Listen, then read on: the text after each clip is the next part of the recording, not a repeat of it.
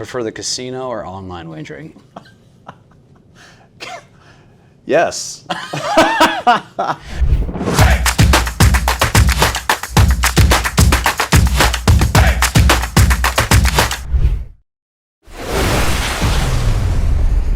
I cannot think of a more nerdy title, dorky title, smart person title than Chief Financial Officer. Shocks me every day. And today, we are bringing Jason Wheatley, the CFO at USA Mortgage, on to the Possibility Podcast to not talk about numbers, believe it or not. Maybe we will in some form or fashion, but we're going to talk about the layout of this company, the design of this company that's not owned by an individual. It's not owned by it's owned by individuals because it's an ESOP, because it's owned by the employees. Mm-hmm. What the hell is an ESOP? I think we set it up as more of a retirement tool, but it's basically when the company is held 100% in one spot and you have all the employees are entitled to pieces of the company, I guess. You don't actually, that's kind of a misconception. You don't actually own part of the company. You have beneficial shares in the company. So you beneficially share in the profitability of the company and the movement of the company, the growth of the company. But at the end of the day, it's not like you hold a stock certificate and you can kick down the president's door and tell them that you want to see some changes and you don't like this and that. It's still ran as a company with an executive board, but the basis of it is it's set up to kind of thrive and grow and reward all the employees that are part of that growth. Why is this potentially better or worse than a non-ESOP? I think for that reason alone. I mean, a normal company is held by a private equity firm or single ownership like we used to be. You bust your butt all day long. You have your compensation, you got your commission, you got your branch profit, whatever it is.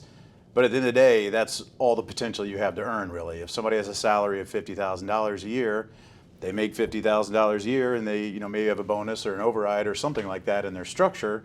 But when they walk away from the company, you're done. Aside from a 401k that you may have that we match, you walk away from the company and you don't really have anything else kind of in your pocket that you walk away with. Well, now we have that residual income coming to you after you leave, when you retire, whatever parameters you fall under, you walk away and you're still kind of benefiting from what you put into the company while you were there, whether it was, a minimum of 2 years to be involved in the program really to vest, but anything beyond that, you're kind of get a little more of a return than you would normally get. So you mentioned vesting. What does that vesting schedule look like? Yeah, we're set up over 6 years. So the first year is 0%, and then it's 20% every year after that. So to be fully vested, you have to be here 6 years, and a year qualifies or is qualified as 1,000 hours of work. So, but you only have to work 1 month to get into the plan itself, which is set up to similar to our 401k, but it's really there so that you don't have to. You don't have to grind away year after year. You're here for a month and you're enrolled in the plan and you're kind of moving along. You got to work 1,000 hours in a year to vest, but you just got to be here 160 hours and you're in it and you're part of it. So it's that part's pretty great. And to digress to what you described, I describe it as free retirement, essentially. You're not investing dollars. It's not 401k, IRA. It's none of the traditional investing. It's based upon time. And based upon your income, that's how you earn shares, correct? Mm-hmm. Yes, every year we have a third-party firm. Our trustee hires a third party. They come in and evaluate the company. They look at past performance, current performance, projected performance in the future. They look at what the markets are doing, all of our peers, and they put all that in a big machine and turn the crank, and it kicks out a value for the company. And then we take that value, and every year we kind of use it to make a contribution to the ESOP shareholders or the employees. And that's based on your percentage of income as the total company. So if the total company's salary was $1,000 and you made $100, you would get 10% of that contribution, basically, to put it really simple. Mm-hmm. But to your point, the really cool thing is you don't put any money in, right? At 401k, we force you, in order to get that match from the company, you have to put money in. Yeah.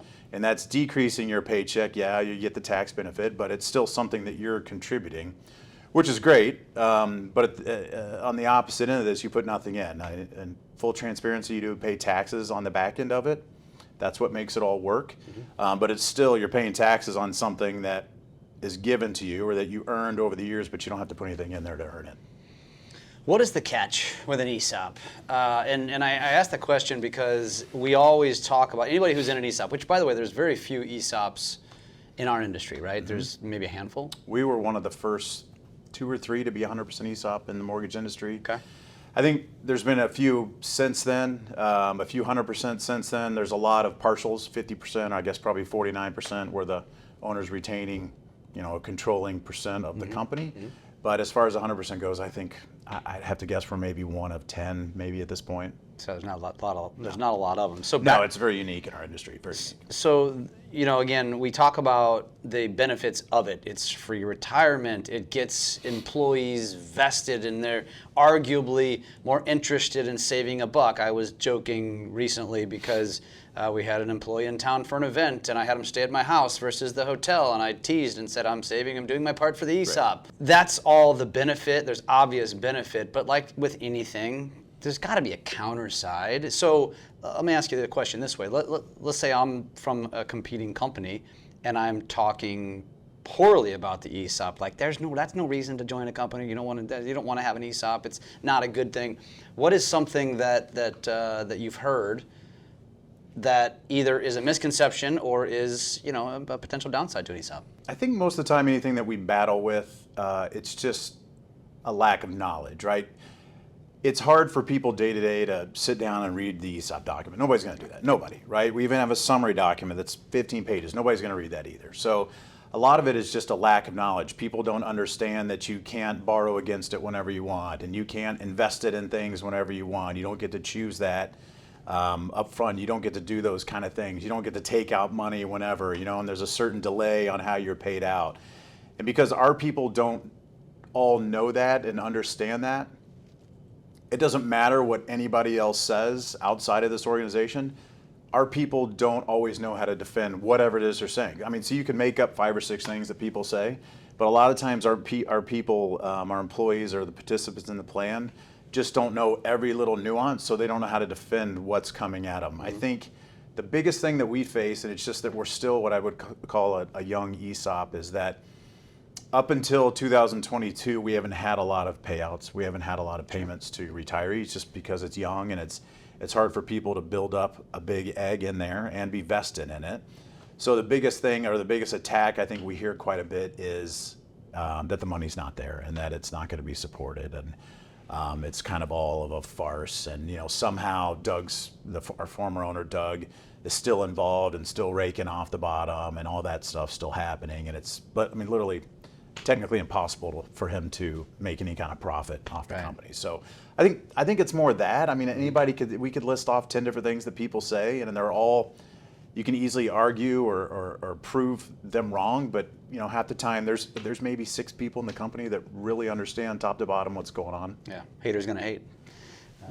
I think that brings up a good point because and I always said this from the very beginning, because as somebody who's in a leadership role, who's been fortunate enough to earn really good income, I've always said, like, that to me, it's icing on the cake, it's a cherry on top, but I'm going to be responsible for my own future. Mm-hmm. But the truth is, for that employee who's more at the bottom, that's making 30, 40, 50, 60 grand a year, they struggle to save money. Mm-hmm. To me, that's where the massive value comes in something like an ESOP, because typically they're not going to be sitting on a nest egg in 10 years, 20 years, and they're going to be working, till they're basically 6 feet under. And I think to me, that's a huge advantage that people, that it's underrated in an ESOP.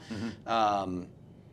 But I wanted to talk about, again, what the negatives are. So give me one more thing you hear. Well, before we walk away from that, it's funny.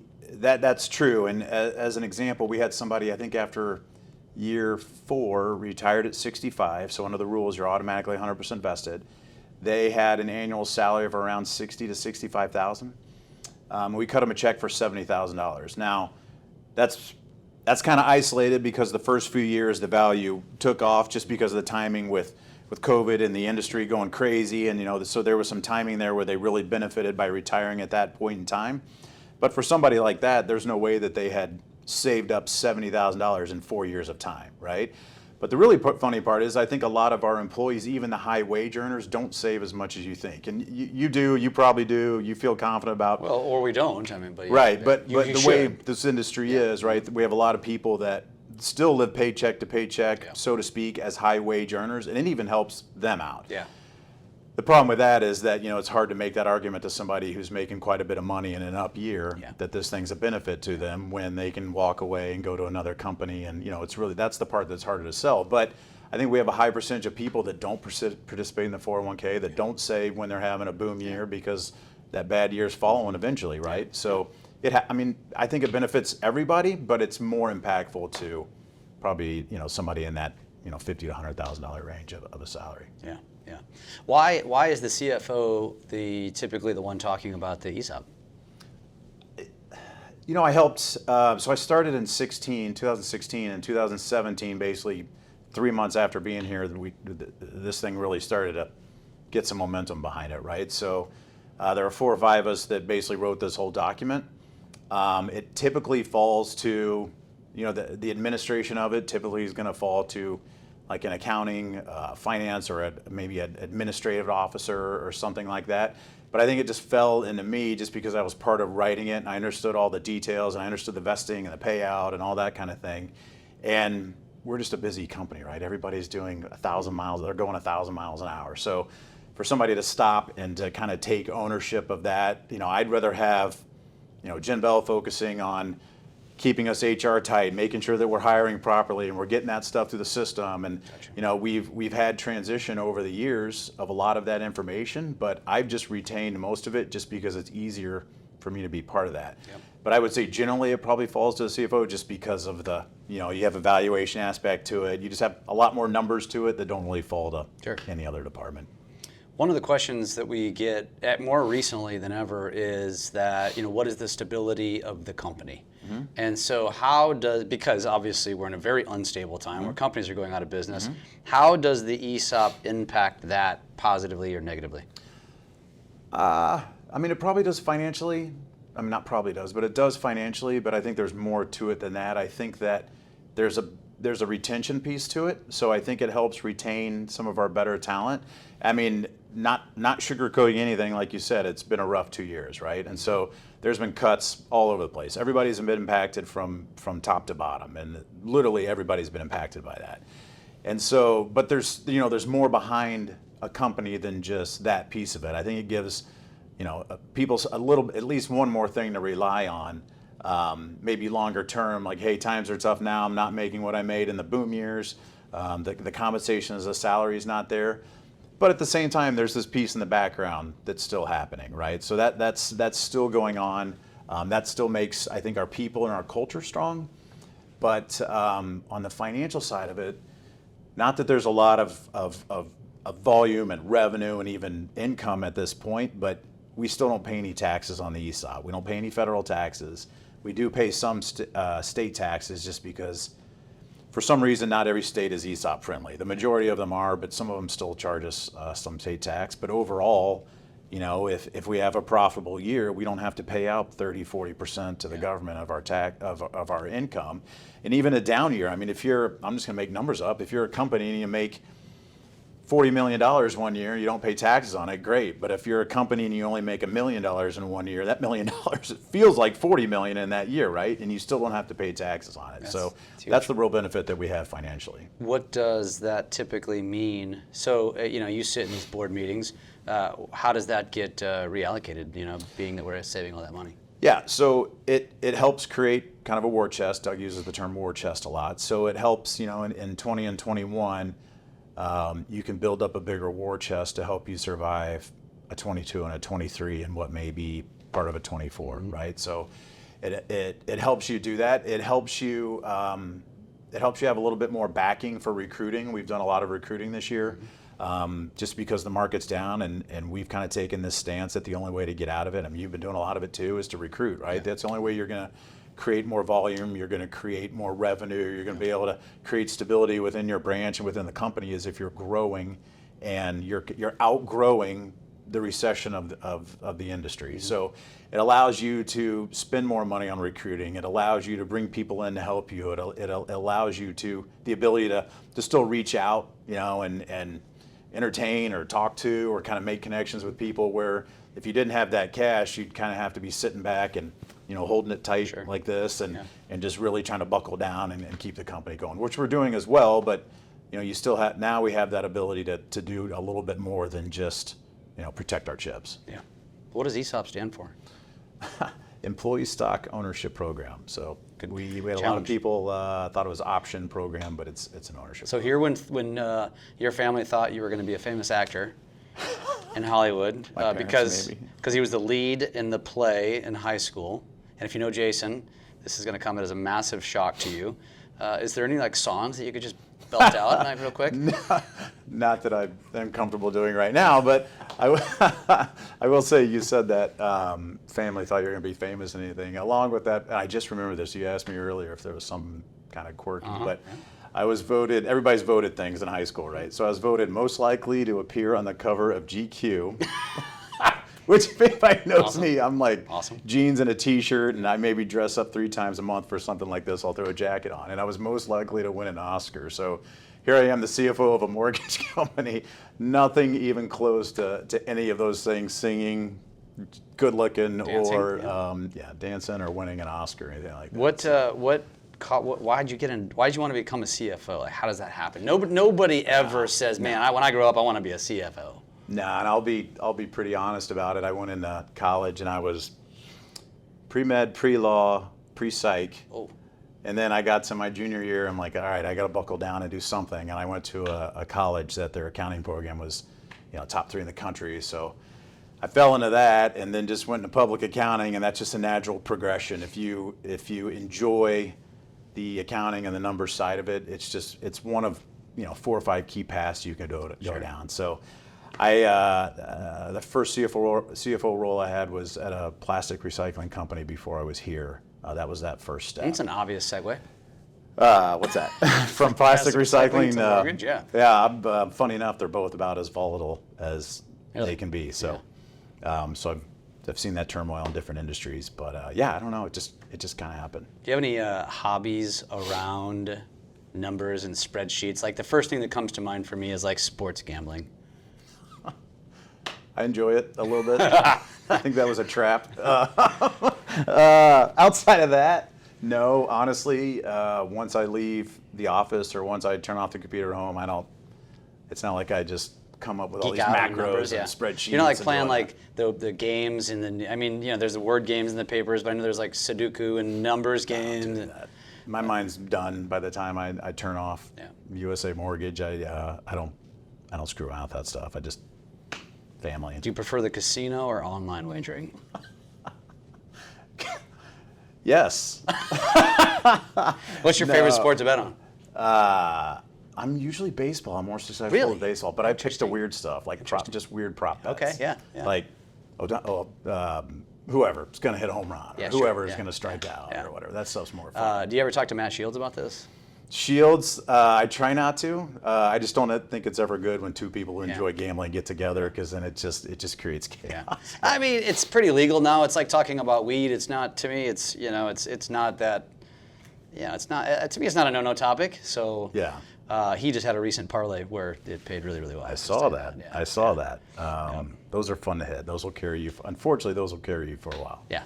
Interesting. But more the casino, I go with buddies. It's not about the you gambling. like going to Vegas and stuff, right? Yeah, I just like going and you got four buddies at the table, and you just kind of have a few beers and just make fun of each other. And what's your game? The cards are dealing blackjack usually, and things are happening, but it's just more about making fun of each other and just relaxing. And it's not. I'm not in it to try to start another career to make money. Like Right. So you're not Rain Man?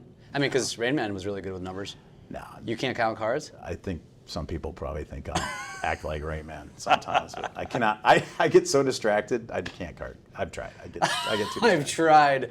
Oh man, I hope the Las Vegas Gaming Commission is going to watch this podcast. Yeah. They're going to have their eye on. What about you? Eye in the sky.